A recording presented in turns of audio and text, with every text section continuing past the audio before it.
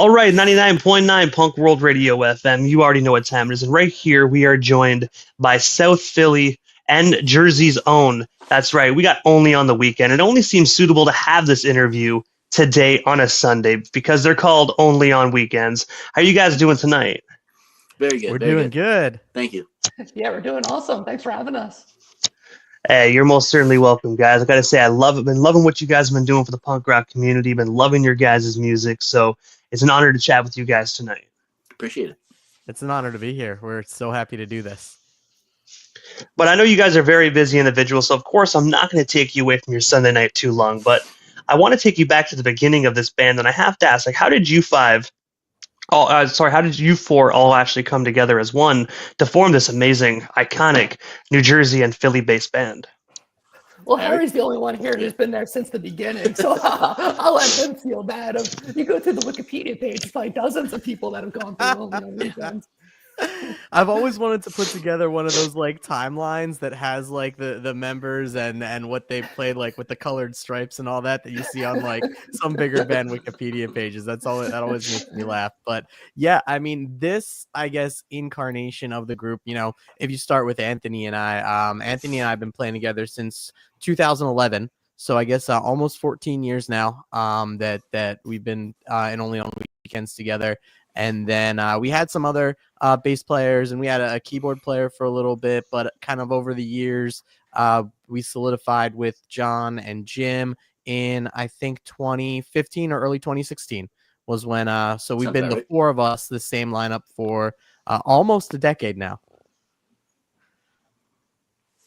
And what actually made you guys not decide to actually recruit another keyboard player? Was it just, a different sound throughout the years?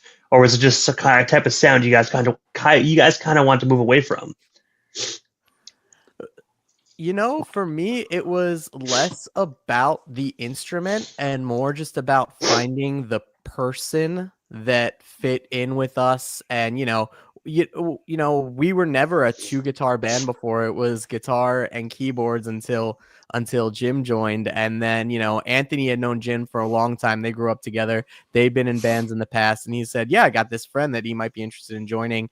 And we're like, okay, well, why don't we do that? Why don't we go that direction? And we'll have a second guitar. He can play all the leads. We even translated a lot of keyboard stuff from the old things as we were kind of in the process of writing stuff together. He would play a lot of the old keyboard leads on his guitar, and then as we started writing our own stuff, he wrote his own parts, and then we kind of been just playing the stuff that we've written, the four of us together. But yeah, that was a long way of saying it. Just to us, I think it was more important to get the right person in the band that we wanted to spend a night a week with and hang out. Yeah, I'd agree. I was also always a fan of two guitars.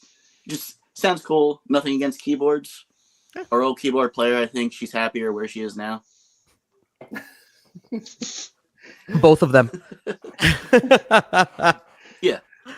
But hey, at least you guys will never have to say third keyboard player is happy where they are now, But I will say I definitely agree with what Ant was saying as well. I mean, two guitars definitely sounds better than guitar and keyboard. I mean, two guitars in a punk rock band is gnarly. Yeah, she gives that full sound. Oh yeah. Yeah. Harry and Jim typically play on different parts of the neck, so we do carry cover the full range of just sound. It's awesome. I love how thick we sound. nice Jersey rock and roll and feel. All around. All things that she said as well.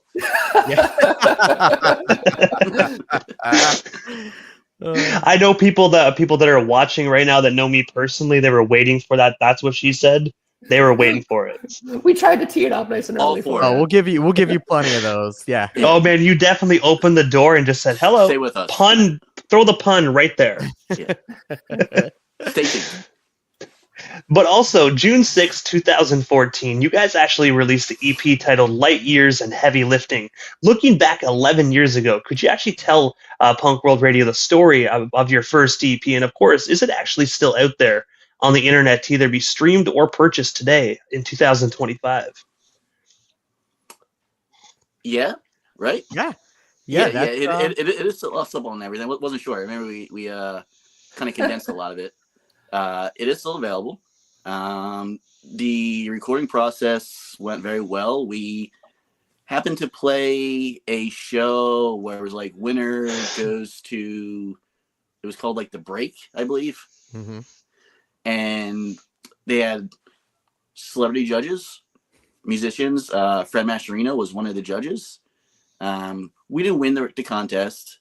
He voted for us, liked us.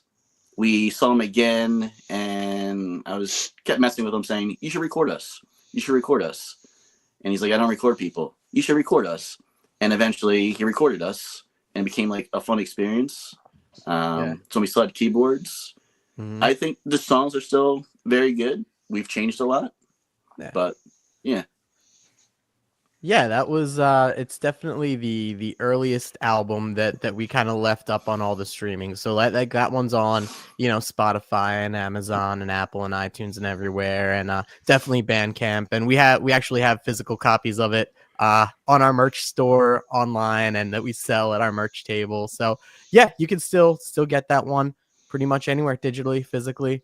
And yeah, but that one, I guess, you know, you kind of asked the question about, you know, I guess the content of it and stuff. And I'd say musically, you know, lyrically, I guess it was a time in our lives.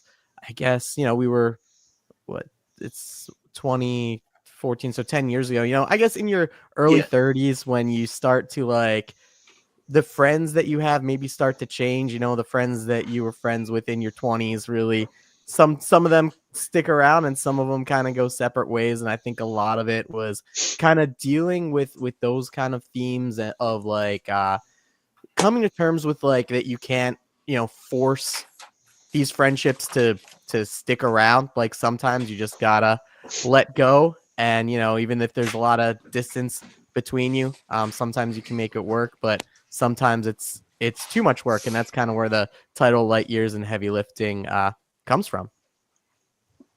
As someone who was never in the band, wasn't in the band at that point, I can honestly say I never knew that. So that's cool. Cool to know. You know, when I think it was the Prince of East 187th Street came out, they posted about it on absolutepunk.net back when that was a website. And John and we worked together back then, and he came over. He's like, "Dude, I just saw your band on ap.net. That's awesome." And yeah, little did he know. Like even before I was in the band, like I was a fan. I was rooting for these guys. So it's weird that the opportunity, like, you know, the door opened up, and now I'm in the thing. And it must be a surreal moment for you as well, Johnny. Just like just like they said, living the dream, man. I mean, being a fan of a band and then getting the opportunity to join them. I mean, that right there is living the dream, dude. It's more likely to happen in a place like South Jersey or Philadelphia, like the pop punk mecca hub that we kind of like have the luxury of being in the middle of. Like that opportunity presents itself more often than you would think. So yeah, we're blessed to be in such a great scene. And before I move off the topic of Light Years, I have to say as well, Sugar Rump was actually my favorite track off this record, man. Totally, all four songs are absolutely phenomenal, but Sugar Rump is my favorite. That's awesome. That was the first song that we wrote for that album. We had just recorded and put out the EP before that, Dig In, which I think I still like some of those songs, but we kind of recorded that one on the cheap. So like the just the production quality isn't as good as some of the later stuff. That one's still on Bandcamp, but like it's not on Spotify or Apple or anything like that, just because we didn't want like a random song like to pop up on someone's like shuffle and that be like the introduction to us. So if like it wasn't a good first impression. If you like us and then want to go digging deeper, you can find it. But where I was going was we had just put out Dig In, and Anthony had sent me some lyrics, and I was like, oh, this is really cool. And that was the first song that I would say was probably a collaboration of like, you know, Anthony sending over lyrics, me putting some music to them, and say like, hey, you know, what'd you think? And he's like, oh man, that's he's like, that's kind of what I had in my head when I sent it to you. So that's so all right, cool. So it was that was a fun milestone in the band for that reason. And also, August 25th of 2018, you guys actually released your studio album titled Another Wasted Night. I was wondering if you can actually just tell us the story and inspiration behind this project, because I got to say, I thoroughly enjoy this album. This album is actually currently on my Spotify playlist. Awesome. That's greatly Thanks, appreciated. man. That's great. Yeah. You. And very now much. I'm in the band. John, why John. don't why don't Go you for talk it. about this? Enter me. Well, to be fair, like half of the songs I think were already written by the time I had joined. I kind of filled in for, I guess, the back half of the writing process. But it was cool. We got to go up to North Jersey and record with Jesse Cannon, who worked on some of my favorite records, like Senses Fails, Let It Enfold You. He worked on Saves the Day. Which album? Do you Sound the Alarm, I think, with them? Or like, think so. there's definitely a list of records on the wall. Yeah. So I was like, oh man, it's like great to be in this room working with this team. So that's pretty much my memory. It was like getting on the road, staying in North Jersey with the guys in a hotel room, and cutting, our first full length. Yeah.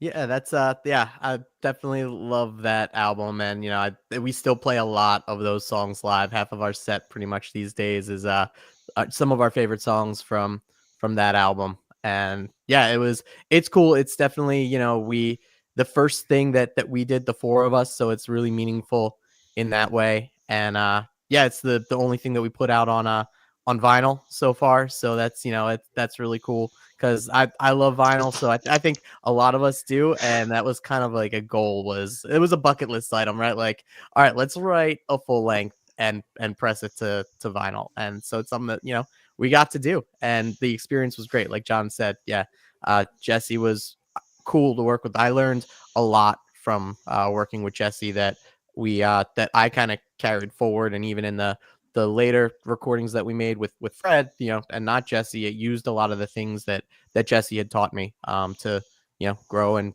kind of take a lot of the feedback and take some of the things that Jesse taught me, some of the things that Fred taught us, and like kind of bring it all together and use the stuff that worked best for us.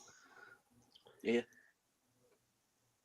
And I got to say, I'm glad that you guys actually had the opportunity to get that on vinyl before the pandemic hit, because I heard crazy stories that trying to get anything on vinyl was like a 4 or 5 year wait. I heard the wait list was ridiculous, but it makes sense though, because everyone was stuck in their house and all they're doing is recording and making music. So, I guess it does actually make sense. The one positive side of the pandemic is everyone's bored, and boredom is just like, the fastest route to like, let me do something, let me make something. So everyone got really creative. Yeah. Now's the time to be creative.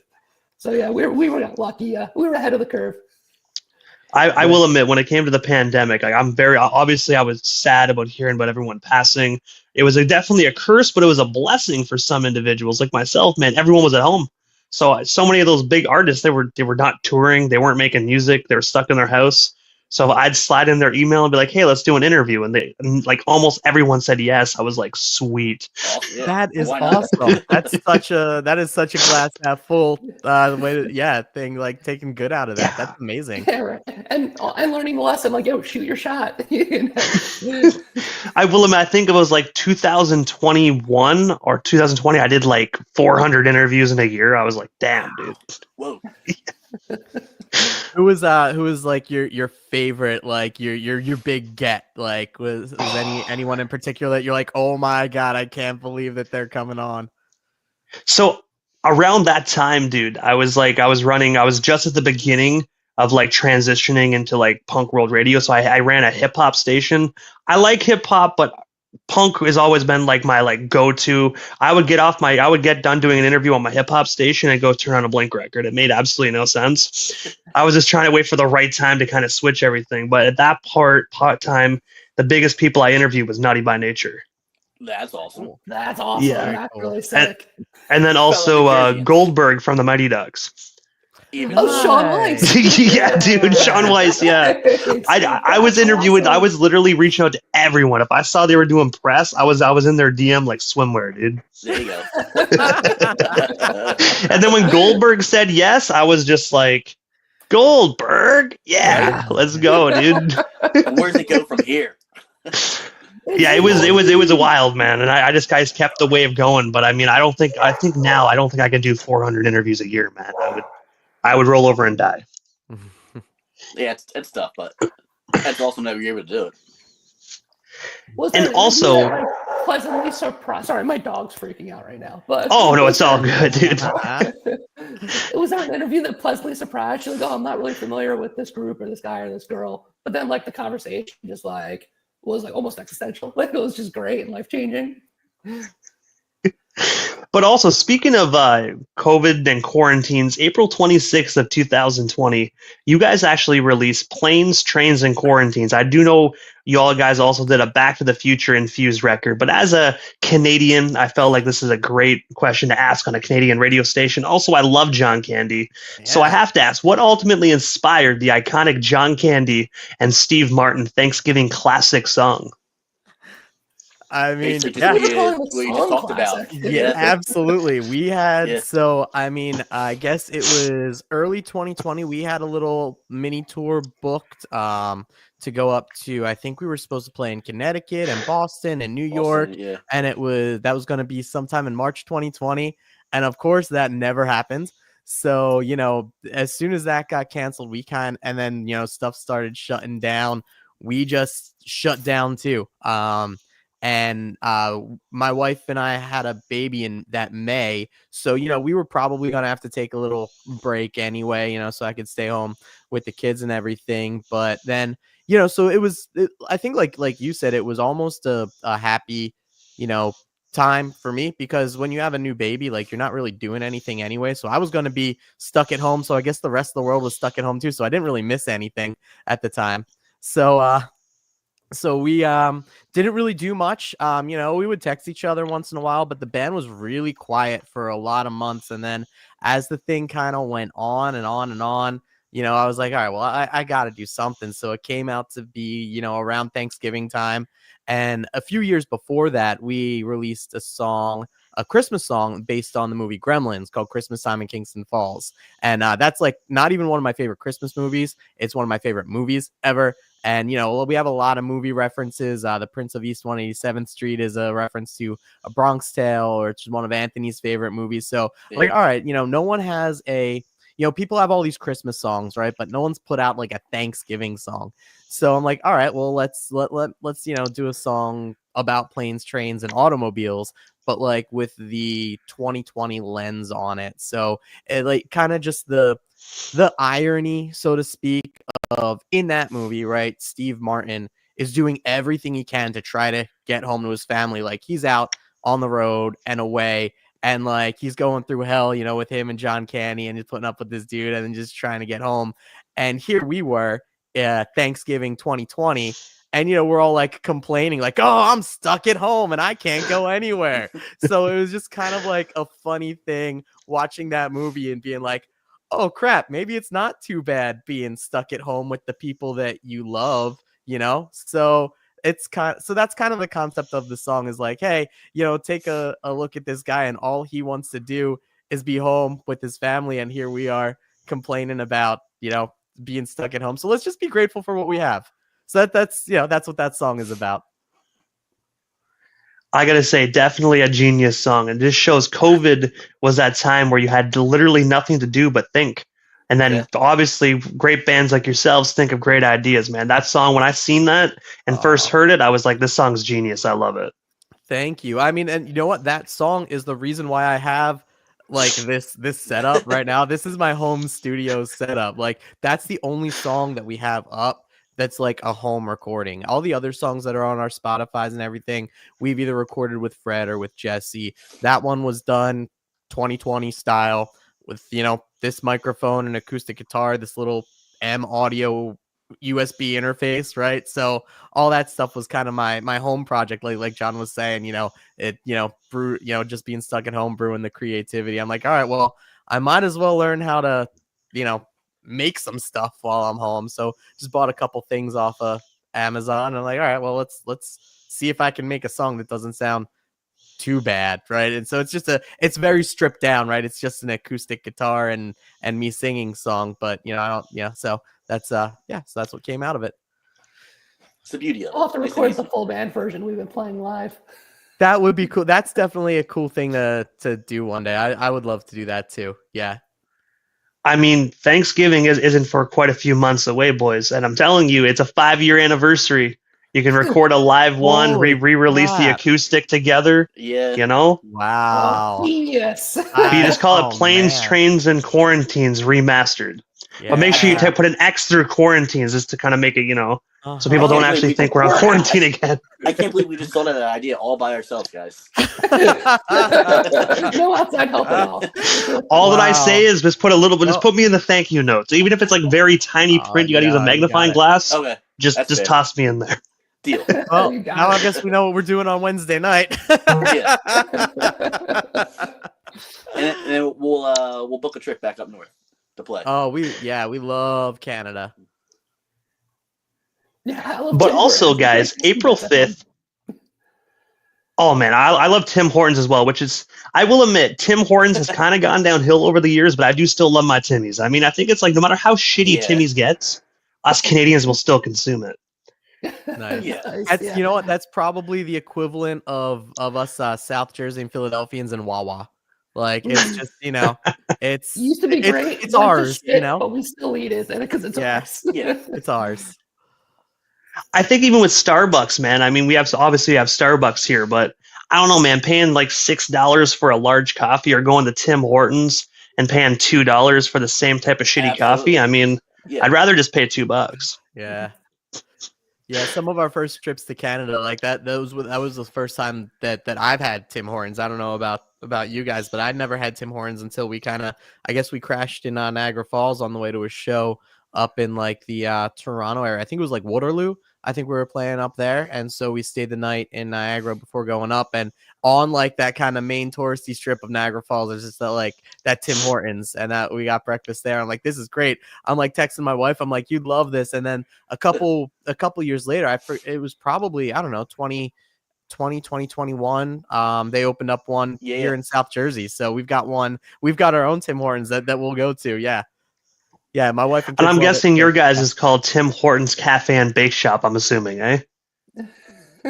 No, I think it's Tim Hortons. It's just Tim Hortons. Okay. Yeah. Because I always thought like the American versions are called Tim Hortons Cafe and Bake Shop or something, but I don't know. They could have switched it over the years. I went to Watertown to go shopping one time, and I saw Timmy's out there in the wild I think it was about like 6-7 years ago before COVID, and I'm like, wait, what the hell? I'm like, how did you get here? I just crossed the border. Yeah. You know what? I will take a mental note next time I go there, and I'll try to remember. Yeah. Now do you say that? Yeah. Yeah. But also, April 5th, 2025, you guys actually released your most recent project titled The Clock King that consists of three separate songs. What is the story behind these amazing singles? Because I got to say, you guys did another phenomenal job on this project. Again, thank you very much. Yeah, that's so Making us kind of you to blush. say that. Yeah. Yeah, I mean, so yeah, the Clock King we just released a few days ago, on Tuesday, and that song, we really love it a lot. We recorded that at the end of last year. We got to play it like for the first time ever live last night at our kind of like release party in Berlin, New Jersey. So it's one of my favorite songs to play right now. It's got a really fun guitar riff to play with some cool sounds and stuff like that. So the whole song is really just built around this one riff, and it's a fun song to play. But then the other two songs, James Way the Highway, Answers, those were singles that we had released back in I think 2023, I want to say. And yeah, so we just kind of did the whole waterfall release because we figured, if we're putting out the Clock King, let's put these other two singles kind of right after it, so that anyone that maybe hasn't heard James Way or hasn't heard Answers will listen to Clock King. They'll be like, oh, what's this next song? And this next song. So try to reintroduce them to some of our older singles.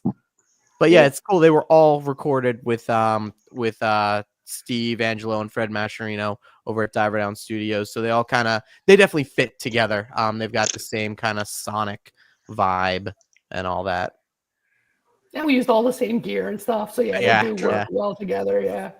Another thing to give Clock King its flowers is it's also one of our more groovy songs, but also one of our more slower tempo songs. Yeah, so really it is. throwing it in our live set, it's great to kind of give everything a pause so we can ramp it back up, kick you in the face again afterwards. Yeah. And also, with the Clock King released, like I said, phenomenal song. But also, this actually is like, you guys haven't released an album in 7 years, like a full length album, that is, since 2018. With that being said, like, do you guys have plans to actually drop another full length studio album, or are you guys just going to stick with singles? Because I do know 2025 is kind of like, the era of singles. Yeah, we definitely tossed around the idea, but I think now, just like you said, the singles have kind of been the way. For us, it's kind of like a song comes together, we work it out. Another song might come together, and it's kind of like, all right, let's record these. We have talked about, like, in the future, maybe eventually pressing what we have all together into one album with some extra songs. But I feel like with the rest of the guys as well, like, singles might be the way right now. Yeah. I mean, I think we don't have any immediate plans, right, to press anything physical. But ideally, after we've done enough of these singles, if we're like, hey, all right, well, now we have enough to, like, be like, hey, let's make something physical out of this. That'd be cool to do again. Yeah. So to answer your question, it'd be cool. Don't know. Collectively as a band, we're self-aware enough to know we're not good at planning. We'll start recording some songs, get through a handful. I'm like, okay, let's save these for a full length. No, we love them. Put them out right now. Yeah. So it's like whatever we say right now might not actually be what happens on the line comes to fruition. Hey, live in the moment. I like that. You know what I mean? Yeah. Just got to live in the moment. It's also like the attention span. Exactly. It's like this is a good song. Like, let's get this out to people now. Yeah, I mean, and you know what? I think too, to even like totally agree with what Anthony said, and build on that, is that if you look at Another Wasted Night, right? We only really had one single off that album, Always Greener. We did a couple pre-release singles where we have like a lyric video for Voices, which is one of my favorite things that we've ever done. If you haven't checked out the lyric video for Voices, that's one of my favorites.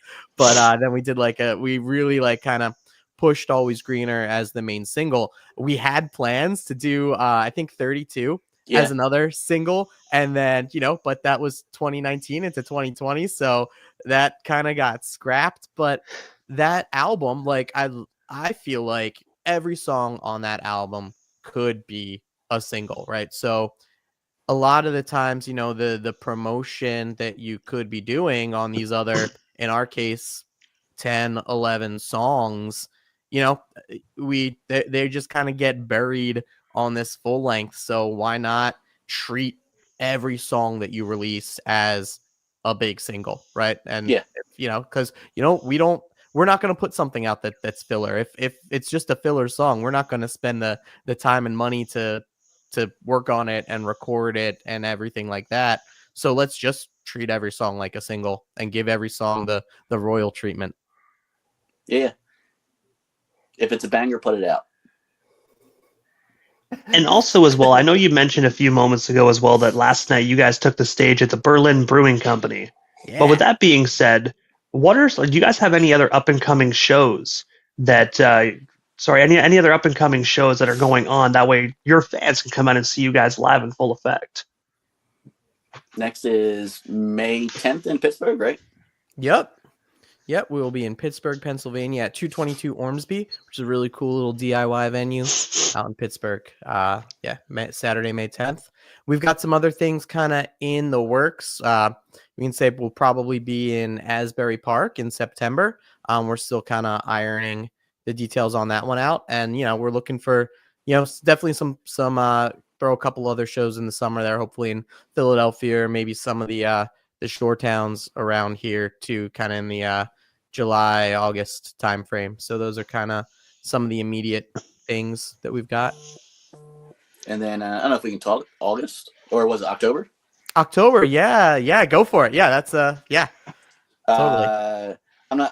You might be familiar with them, you might not be familiar with them. Our friends Among Legends from Canada. I've heard of them. Yep. Okay, they'll be coming down. We'll be playing a few shows with them. Made really good friends with them from our times playing up in Canada.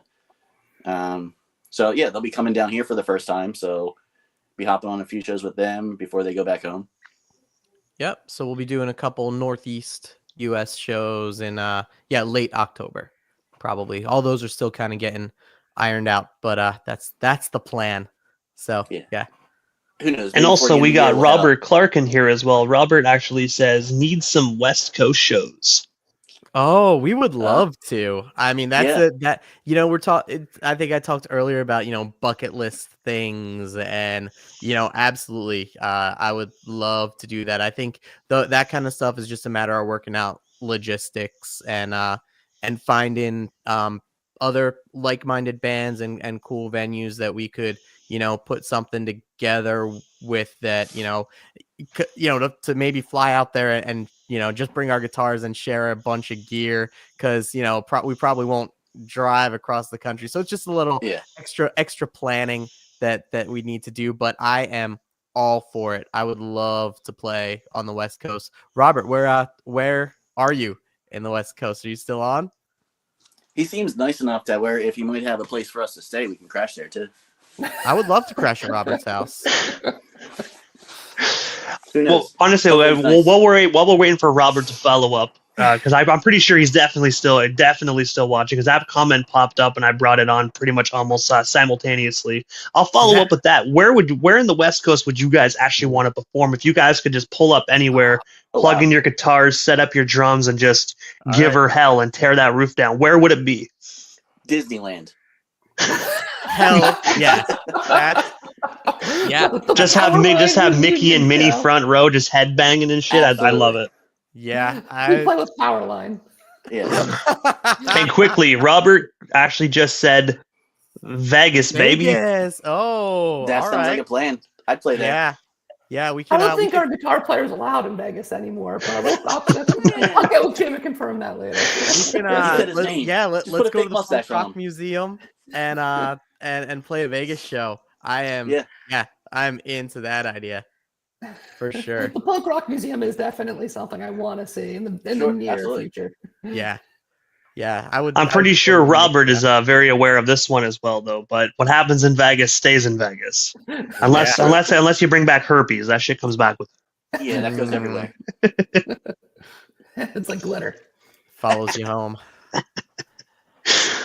But no, I have to ask, guys, because obviously, aside from the shows that you guys are actually currently talking about and promoting, the Clock King, what is next for Only on Weekends? Like, is there anything we happen to miss during this evening's interview? Anything else you guys still want to touch on, talk about, or promote? We still got you here on 99.9 FM tonight. Yeah, new single. There's another new single coming in a few months. Yep. That we're excited about.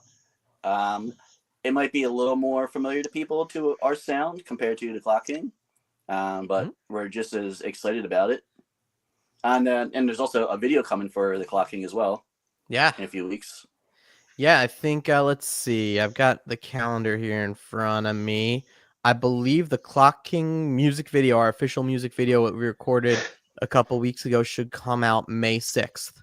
And then we'll probably release another single, I think June 3rd. So definitely, stay tuned for that stuff. And that'll kind of roll us right into summertime. So we've got a busy spring ahead, and then we'll, ride these things out in the summer. And guys, before we part ways here tonight, obviously I know how to follow Only on Weekends across all social media platforms, but for the people that might be watching on YouTube or listening on the radio station airwaves that might not be following you guys, how do we go about following you across all social media platforms? The easiest thing to do is go to onlyonweekends.com. We have our own .com, so if you go there, then we have links to every single one of our social medias. So like it's we've got the Instagram, Facebook, Twitter, or X, whatever it's called, TikTok, so YouTube. All of the links to all of our profiles on all of those things are all on onlyonweekends.com. So you can, whatever ones are your favorite, you can click on those and then, click the follow button, and we just try to make it as easy as possible. And, we're trying to update all of those socials as we, roll out all this new stuff, just to make sure that everyone sees it. And I got to say, Johnny, Anthony, Harry, thank you so much for giving not only myself but the radio station airways a bit of your guys' time. It was such an honor speaking with you three. Hopefully down the line we can make this happen again sometime soon. But for now, have yourselves a phenomenal rest of your Sunday night and a kick-ass week as well. Thank you for having us. Thank you. Really You appreciate too. it. This was so much fun. We really appreciate you having us on. We loved it. Hey, I enjoyed it too. And when the next single drops, I'll definitely keep my eyes peeled and I'll reach back out and we get you guys back on and do this all over again. Because I do know there was some projects and stuff that we didn't talk about. So I definitely made sure I left room for another discussion as well. So Awesome. we definitely Sounds shall like talk again soon, guys. That sounds great. Can't wait. Sounds good, guys. Have yourself a phenomenal night. All right. You Thank too. you. Thank you. Thank you.